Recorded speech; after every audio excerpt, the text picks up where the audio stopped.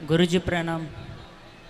जी गुरुजी, आप जो कथा करते हो, वीडियोस अपलोड करते हो, तो मेरा निवेदन है कि आप उस पर इंग्लिश सबटाइटल्स लगा सकते हो क्या? मतलब जिससे ये वर्ल्ड लेवल पे जाए आप हमारा चैनल।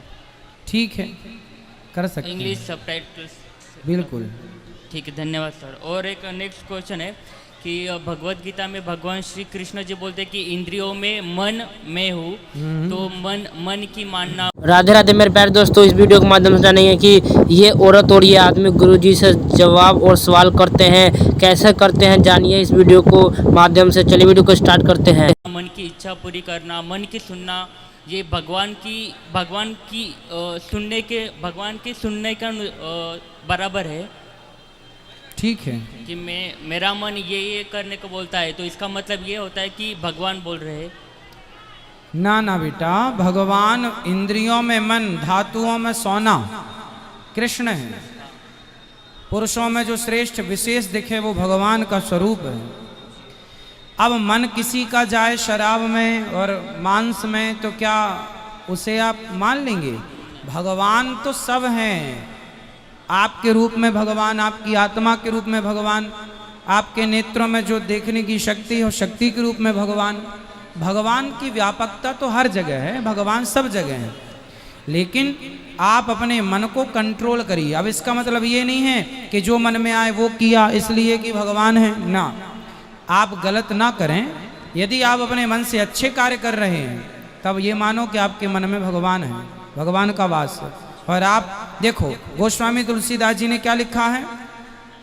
सत्य बराबर तप नहीं, झूठ बराबर पाप, और जाके हृदय साँच है, प्रभु ताके हृदय आप। जिसके हृदय में, जिसके मन में सत्य के लिए स्थान है, उसके हृदय में भगवान है। और जिसका हृदय सच्चा नहीं है, जिसका मन सच्चा नहीं है, उसका मन भगवान का स्वरूप कैसे प्राप्त कर सकता है? तो कोई झूठ है, झूठ आदमी, उसके भगवान, लोग कहते हैं ना सबके मन में भगवान रहते हैं, नहीं। जिसके हृदय में सत्य है उसके हृदय में भगवान है, सबके हृदय में नहीं है।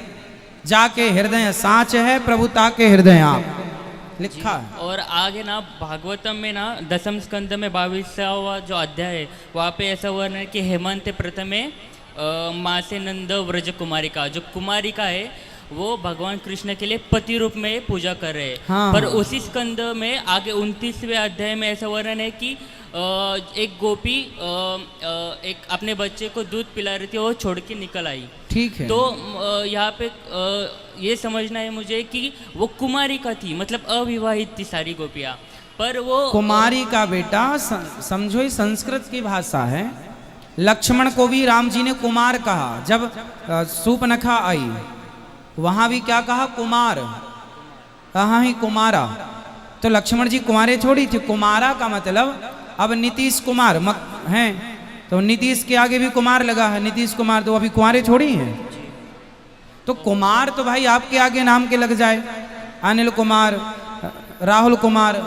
तो कुमार का मतलब पहले जो राजा महाराजा होते थे उनके बच्चों को राजकुमार ही बोला जाता था, वो कुमार।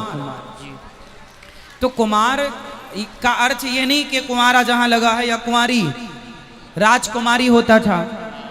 तो राजकुमारी अब कुमारी लगा है, तो इसका मतलब ये नहीं कि कुमारी है, ऐसा है। समझो, भाषा को समझना पड़ेगा सर। और आपने ना अपनी कथा में ही बताया था, मैंने आपसे ही सुना था कि 4 संप्रदाय है मेन मुख्य। हाँ। पर मैं महाराष्ट्र से हूँ, तो महाराष्ट्र में ना ज़्यादा से ज़्यादा वारकरी संप्रदाय है, ठीक जो है। श्री विट्ठल भगवान जी का। हाँ, हाँ। तो ये समझना है मुझे कि वारकरी संप्रदाय ये 4 में से ही आता है या 4 में से ही एक, 4 के भी अलग अलग शाखाएं हैं ना।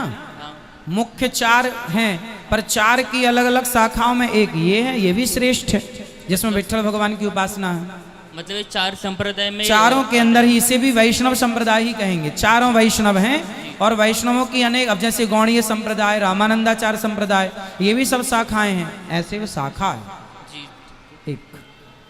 और सर एक पूछना है कि शुकदेव जी ने इंद्रदेव को अधिकारी नहीं समझा कथा, भगवत कथा श्रवण का। ठीक है। पर भागवतम में बहुत ऐसे प्रसंग है जिसमें इंद्रदेव की कथा उन्होंने सुनाई है। हाँ, तो ये समझना है मुझे कि इंद्रदेव को तो अधिकारी नहीं समझा, लेकिन उनके बारे में कुछ कथाएं भाई बताएं। उनके बारे में देखो, सर्व वेदेतिहासानाम सारम सारम समुद्रतम, भागवत जी में सारे शास्त्रों का सार है। क्या है? सार। अब सार में, अब जब अहिल्या की कथा सुनाई जाएगी तो अहिल्या की कथा शुरू होते ही इंद्र का नाम आ जाएगा। बोलो हाँ जी। तो जब इंद्र का नाम आएगा तो इंद्र की भी कथा सुनानी पड़ेगी कि भाई इंद्र स्वर्ग के राजा हैं और मतलब वो एक दिन आए। तो जब एक की कथा होती है तो एक से जो जहां राम की कथा होगी वहां रावण की कथा आई जाएगी, जहां कृष्ण की कथा होगी वहां कंस की कथा आई जाएगी।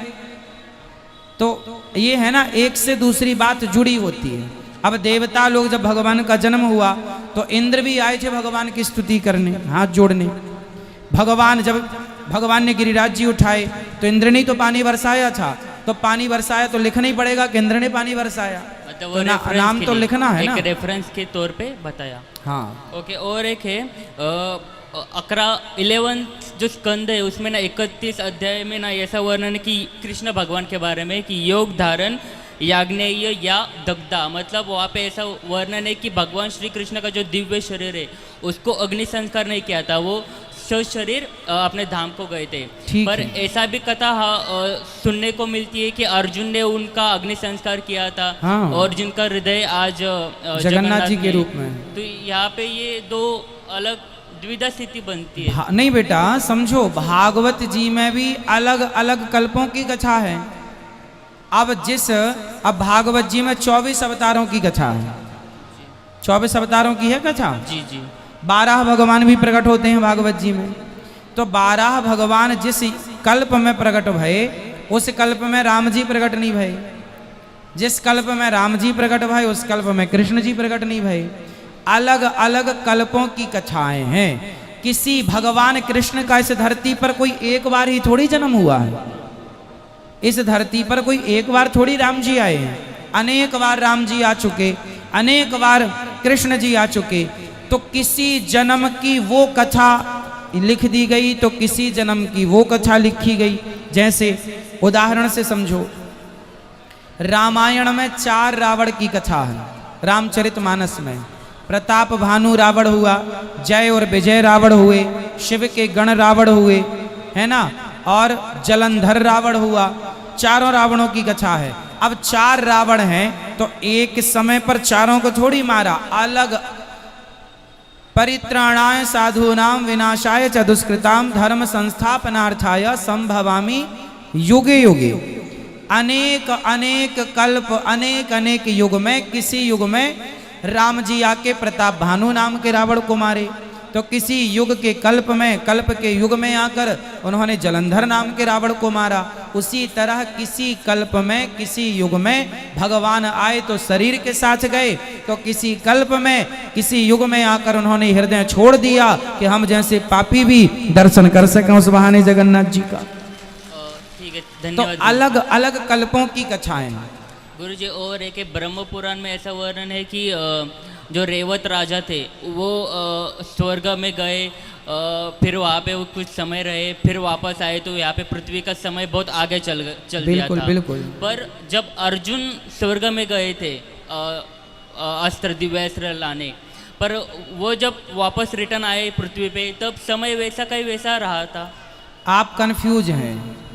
स्वर्ग इंद्र गए थे, अर्जुन गए थे स्वर्ग, और रेवत गए थे ब्रह्मलोक। स्वर्ग अलग है, ब्रह्मलोक अलग है। अच्छा, वो ब्रह्मलोक, वो ब्रह्मलोक है। ब्रह्मा जी का एक दिन 1000 चतुर्युग के बराबर होता है।